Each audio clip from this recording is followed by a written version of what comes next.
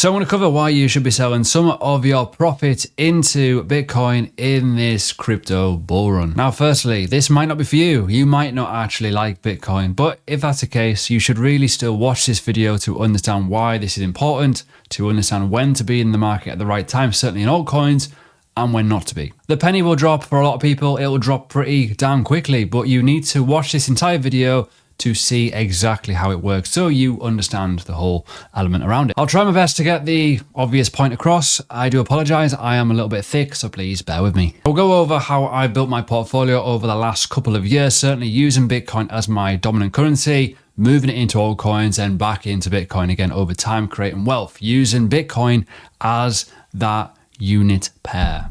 Please let me know in the comments if you understand. It'll be a massive factor if we get a lot of people saying yes. However, if you don't, that's fine. Someone will help you. First things first, I'm not plugging this book, but I suggest you should probably read it. If you don't understand what Bitcoin is, this probably isn't for you. If you do not want to use Bitcoin, that's fine. But for me, it's brilliant. Fixed supply, 21 million. A lot of it's lost. Mining, every 4 years. Scarcity, right? How many things in life has scarcity like Bitcoin? Not many, right? That's important to know.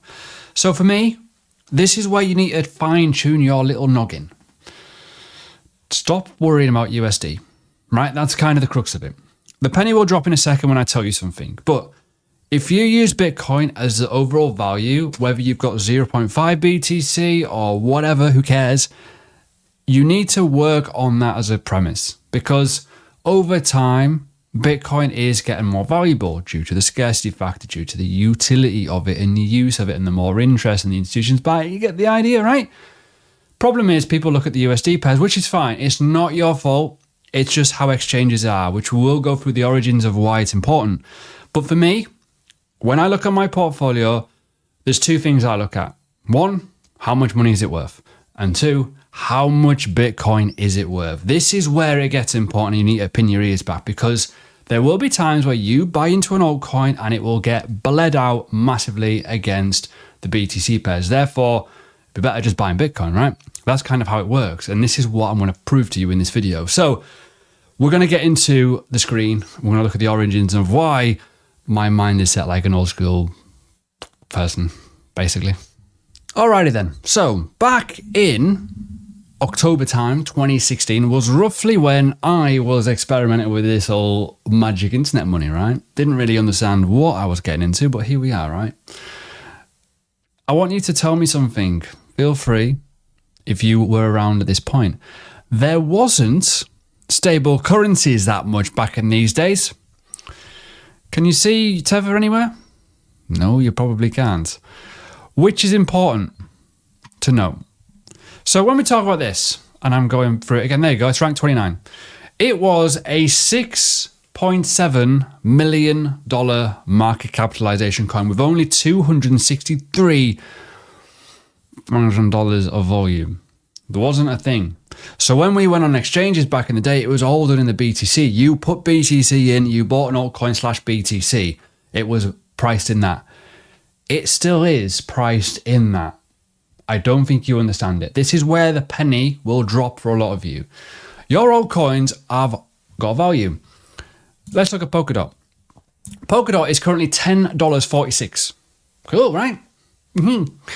However, this little thing here is important to know. And this is where you need to start listening because this is what the price of Bitcoin is in terms of $10.46. If you took away all those numbers, that's what it is. Let me prove it. So what you need to do, go on to a Google kind of thing. And if you put in the amount of sats and the price of Bitcoin's this price, it's this. Obviously, we've seen a price change a little bit here, but at the same time, it's gone into pounds. Oh, no one wants pounds. That's even worse. But you get the idea. That is basically the price. So if I go to the actual Satoshi value, so it's 1547, which is quite easy to do. There you go. Oh, it's actually easy, right? Cool. Get the idea? So that is what most people fail to understand, that your actual altcoin is worth that, right? So that's why you get the dollars.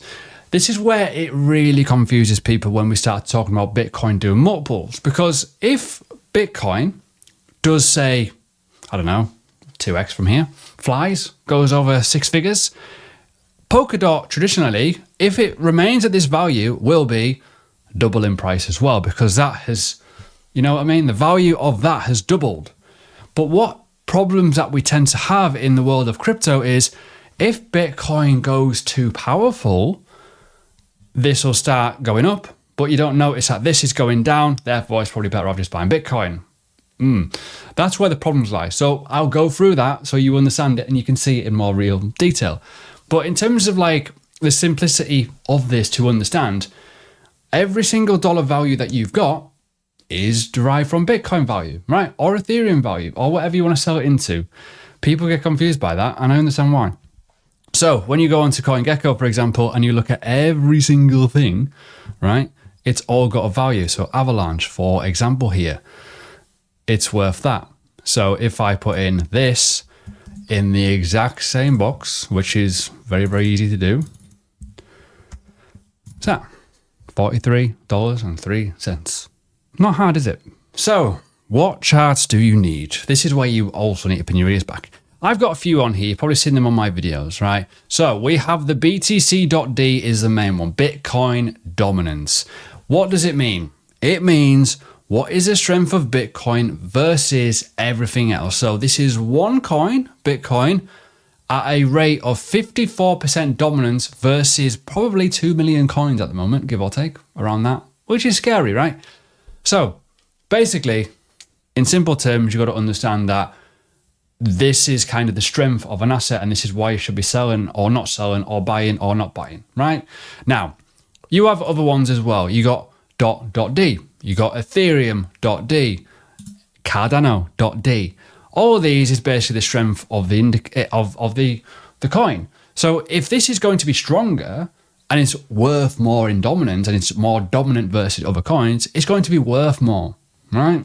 I hope that's another penny drop that's just happened. But there's other ones too. Total 2/BTC. This is the total market cap, excluding Bitcoin, in the BTC pair. They are currently low, which would indicate a buying opportunity, which would indicate that all your Satoshi pairs on majority of your altcoins are low, right? Total 3, exactly the same at these lows. Important to note.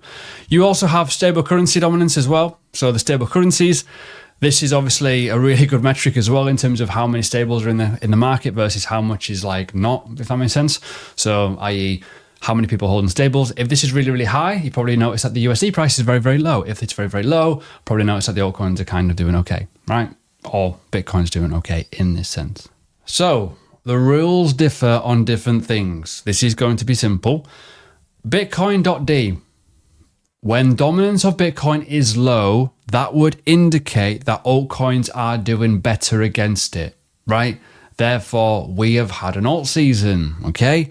When dominance is high, it's the opposite, that Bitcoin is overpowering things and it's the time to buy. Make sense? Okay. So right now, on an average, we are quite high in the BTC pair of most things in terms of dominance, right? We have gone from the low to the high, and I will showcase this in a real life sort of thing in a minute so you can see how your BTC pairs are affected by not buying at the right time or selling at the wrong time, etc., right? So right now, it is the point where if you have Bitcoin and you're willing to risk it, you could buy altcoins using that BTC. If you want to, you don't have to. But another caveat to all of this is relatively simple, is you don't actually have to use Bitcoin to do it. It's when you sell. So don't worry about that part. If you've got Tether and you want to buy an altcoin, you may look at it and go, wow, that's really expensive. But you may actually be deciding, well, I might actually want to sell in the BTC pair later on, which then will give you more Bitcoin. Make sense? Good. So high dominance is usually time to buy. Low dominance is usually when it sells. When it's going down, it would indicate an alt season, and therefore when everything's going against Bitcoin and everything's going up ridiculous levels, right? Most people forget about this because you don't see it.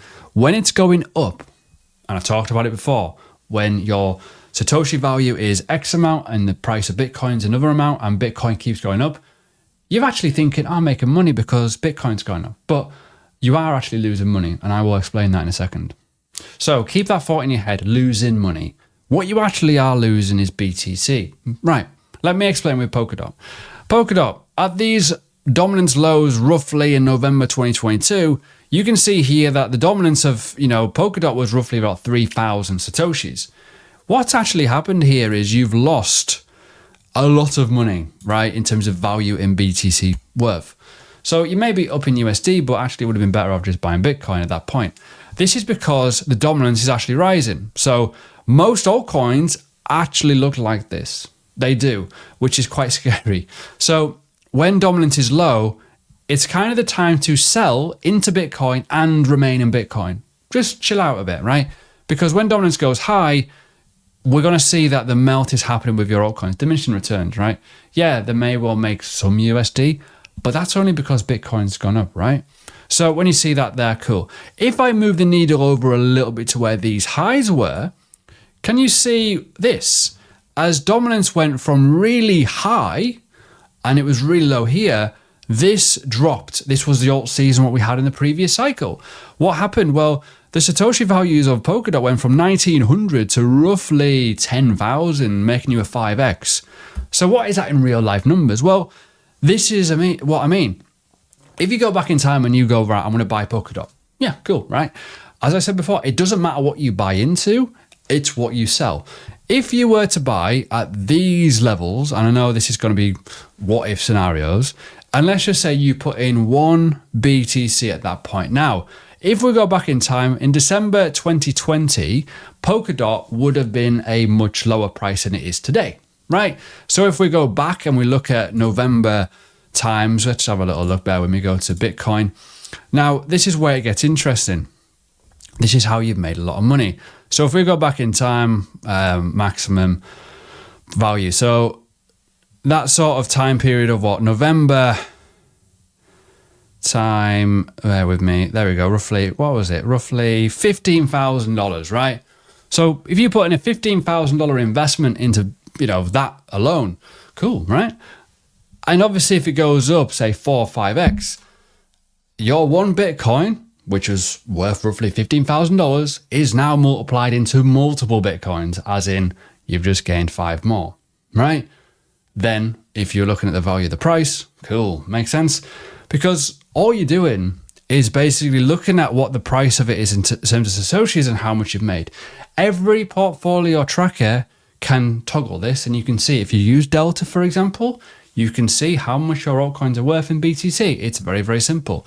So I hope that kind of makes sense. But the reality is here, when dominance is high, it's time to buy. When dominance is low, it's probably time to sell. But you've got to be mindful of the fact that these can make you a lot of money, but you can also lose a lot of money by just getting a bit too over excited about it and things go a bit awry because you bought at the wrong time. You may buy when USD prices are low, but actually dominance is probably quite high and you may well bleed out a little bit. So in terms of my plan here, this is where it gets a bit interesting. This is what I've done for a very long time, is basically buy when the time is right and sell when the time is right. I know that sounds really noddy, but this is NIA. NIA protocol has been a hold for a while for me now.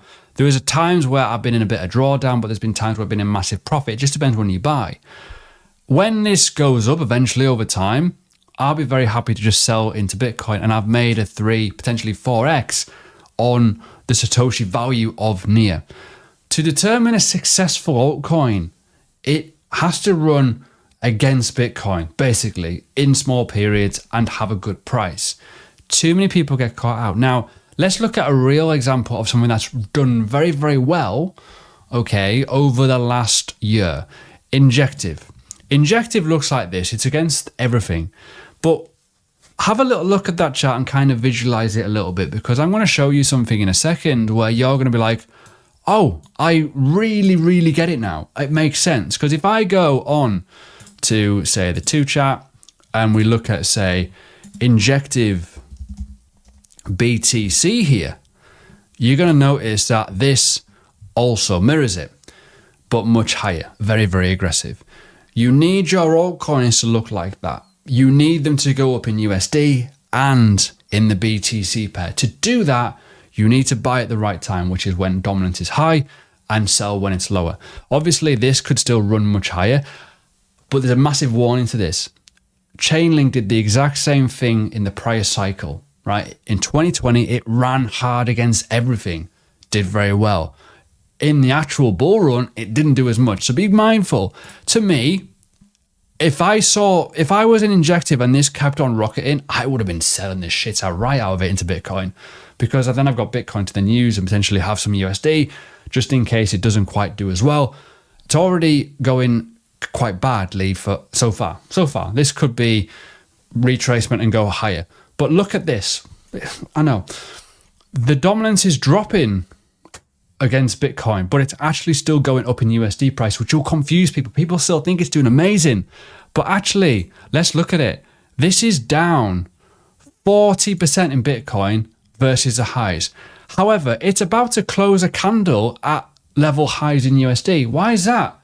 It's because Bitcoin is doing incredibly well. If Bitcoin keeps printing numbers and keeps going up and this doesn't go as high, you're probably going to say, well, it's underperformed. And you probably will be right in saying that. You need your altcoins to look somewhat like this in terms of shooting, but ultimately it needs to be sustained. So there we go. Hope this video has helped you. I know it's a little bit scattered. I know there's things that are quite hard to understand and grasp, but if you keep your crypto in the base currency and you notice that, oh, I've made some Bitcoin here, nothing wrong with you selling that. Nothing wrong at all selling that, right? Remember, you don't have to buy with Bitcoin. You can just sell with it, right? Grow the wealth. If you see something that's really grown your bags in Bitcoin and outperformed, winner, winner, chicken dinner. Anyways, video on the screen. Please do watch it. It will help you understand when this cycle could be ending. And if you're new, please do subscribe.